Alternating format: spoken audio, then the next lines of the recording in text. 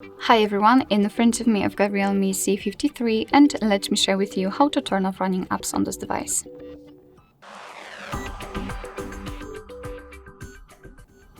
So firstly, we have to open the recents, and depending on what kind of navigation type you've got set, you can do it differently.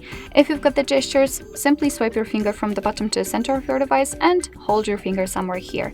After that, after releasing the finger, you will see the recents. If you've got 3 buttons navigation, it is much easier because all you have to do is to tap on this square icon. So let's open, and as you can see here, we've got all previously opened apps. If you want to, you can close, for example, only one of it or 2 of them. Just find it and swipe it up just like that. But if you want to close all, simply go to the left and tap on clear all. As you can see, we just got back to the homepage, so we can always enter the recents to check, and here we've got no recent items, which simply means that we just successfully closed all background apps. Alright, so that will be all. Thank you so much for watching. I hope that this video was helpful, and if it was, please hit the subscribe button and leave the thumbs up.